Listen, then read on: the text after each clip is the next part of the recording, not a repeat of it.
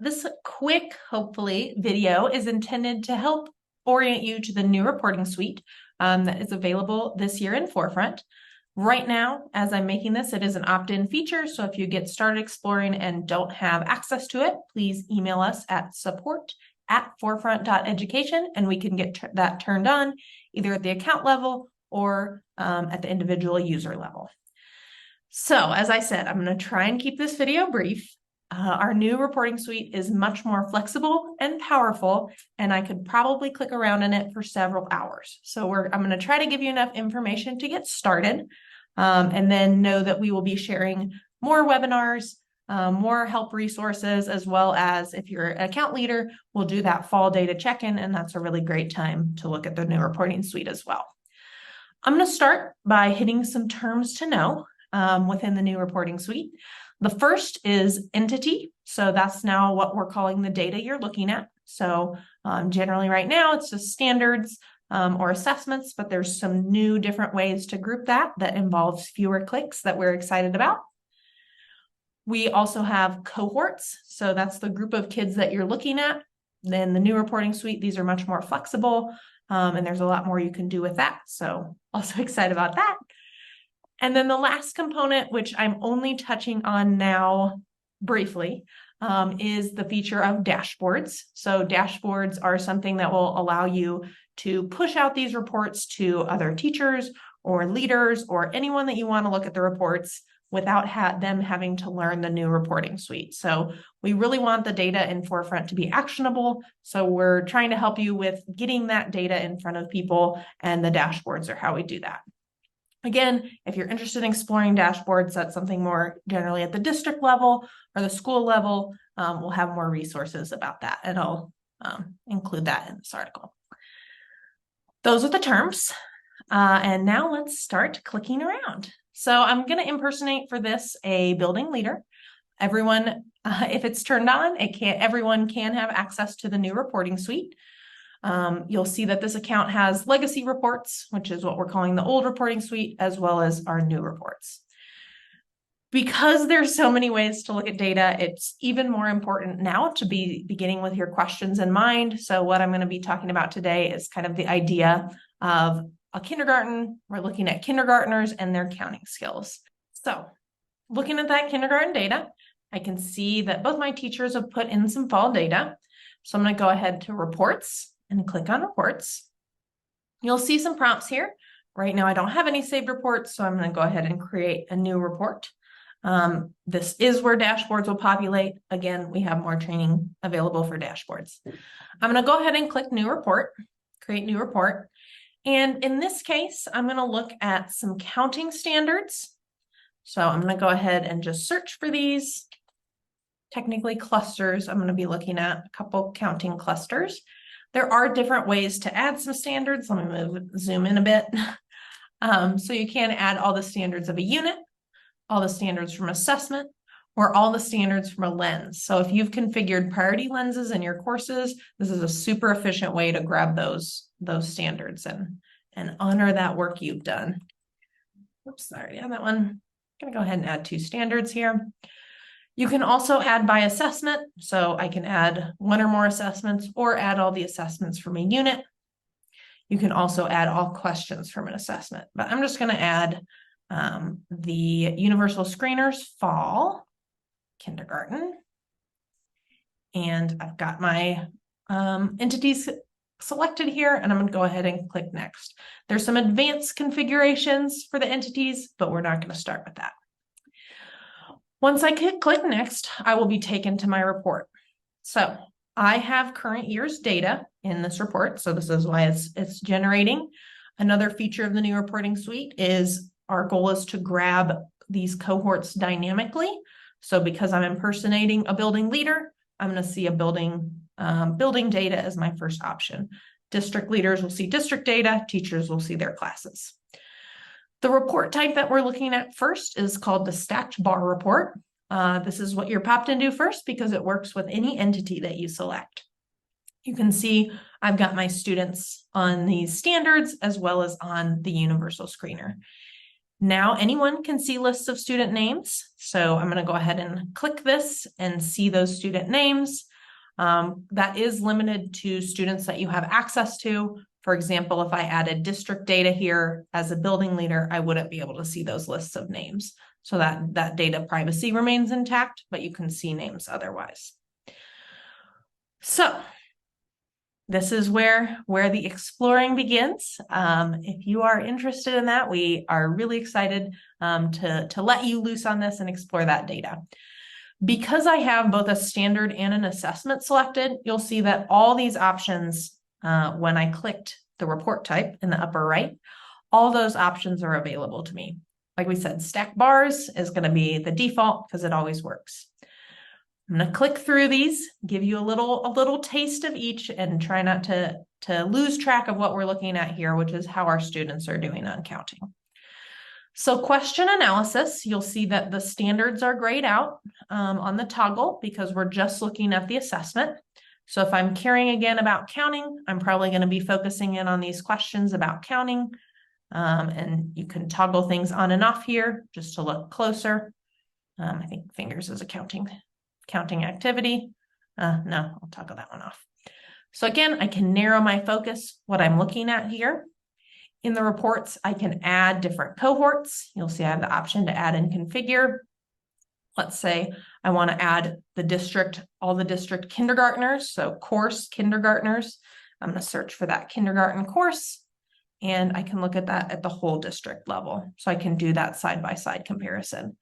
What's new and something that I'm very excited about this year is the ability to add individual student cohorts. So in the previous reporting suite, you were really limited on where you could see that single student data. So you can add that in other places, and you can also add more than one. So that is one to kind of explore more.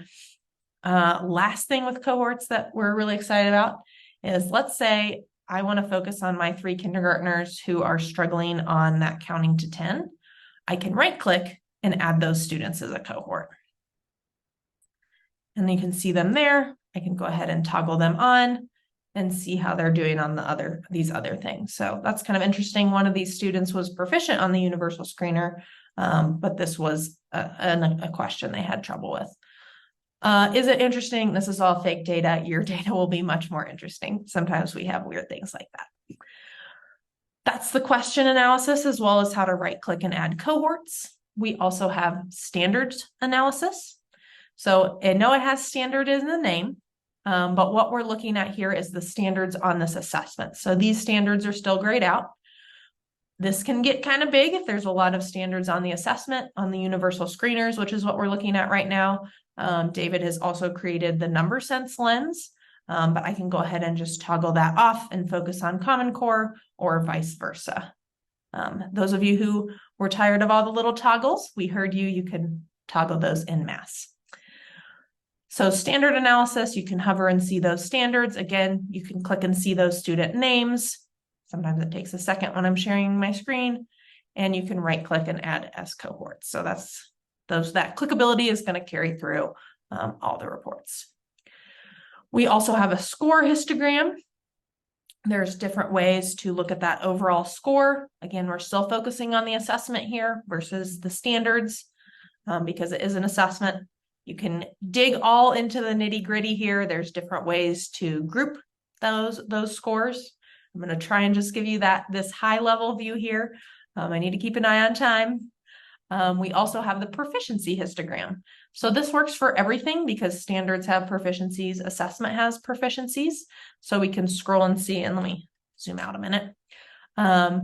You can see what we're looking by standards. We're doing that school to district comparison. If I want to focus in just on my kids and I have one cohort, you can see that I can get these on a single report. So dynamic as you're clicking through. We want you to click things. We want you to explore. So please do so.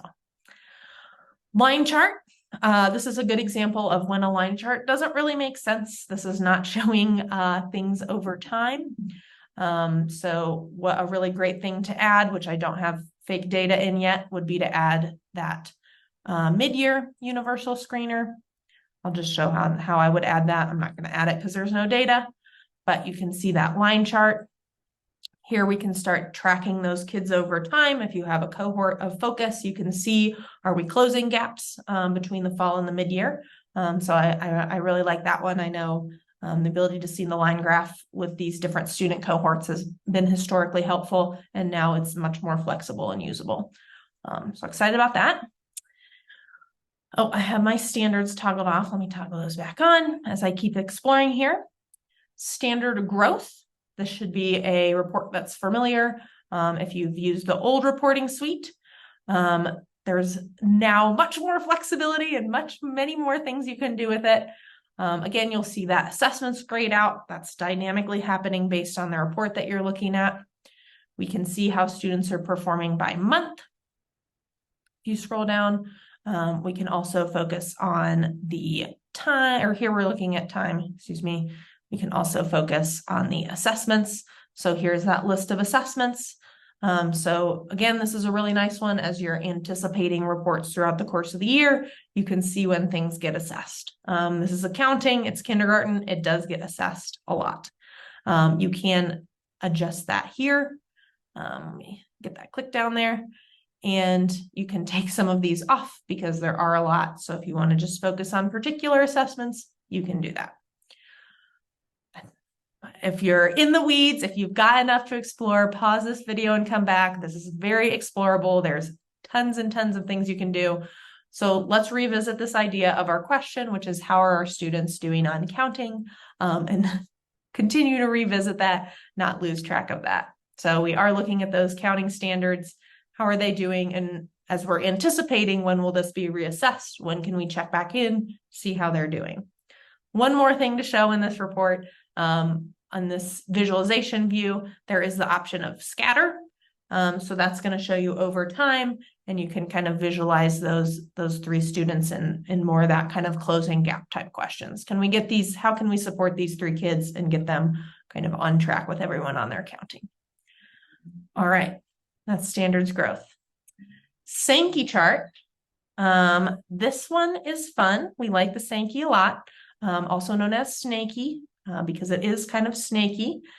So this is a cool report because you can see how students move between two different entities. This is a really nice one. I know we're not looking at a pre-post right now or fall to mid-year, but this is a really nice report to use for that. In this case, we're looking at, you can see the this cluster to this cluster. Again, this is fake data, so it looks a little weird, but you can start to analyze who was able to know the number names in the count sequence, but couldn't count to tell the number of objects. So these kids were able to do the first thing, which is know the number names in count sequence. But then when it time to count those actual items, they started to have trouble. That's something that you can add as a cohort. You can continue to explore those students, but we're not going to in the interest of time. The standard wheel, this is another one we're excited about. So before, the standard wheel was something limited to the single student. It was configured via lenses. You can now pick whatever standards you want, look at whatever kids you want. So you can look at the whole school, well, all kindergarten in the school. I can look at my whole district kindergarten, and I can focus on these three students that are having trouble. And you can kind of see why it's helpful here. We can see more students are having trouble with knowing the number names in sequence versus counting. Again, this is kind of a small cohort and it's fake data. So we're excited to help you look at yours and understand that. Again, there's lots of options for you to click around in and explore. One that I definitely want to show to you, though, is this average. So right now you're looking at kind of the average of how students did. And when you have really big groups of students, it can be kind of less nuanced. So you can also focus on different proficiency levels. So depending what your district named these, this is kind of what's in my district. If it's more green, that means more students are meeting. So we can look at various groups here, see where those larger groups of students might need more support. That's the standard wheel. Data table, this was a request by popular demand. What this just shows is the proficiency of whatever group of kids you would like to focus on. Again, if I'm a building leader and I'm looking at district data, I'm going to be limited on who I can see. Same with the teacher. This works for standards and assessments, you can see. One other option, if you want to look at scores, you can toggle off display proficiency and look at scores, or maybe it makes more sense just to look at these scores, and you can sort these. So you can sort first by one, and second by another, and third by another. So you can really click around and explore and sort to your heart's content. The last one, if you're still here, good work. It sounds like you're as excited about this as we are. The last one really gets a little nerdy. These are our correlation statistics. So I'm going to talk off and just focus on one. Fake data will look weird. Right now we're kind of correlating these two clusters. But if you really want to look into correlations, you can do that here to your heart's content. We are supporting, if you're a premium client, you can ingest third-party assessment data.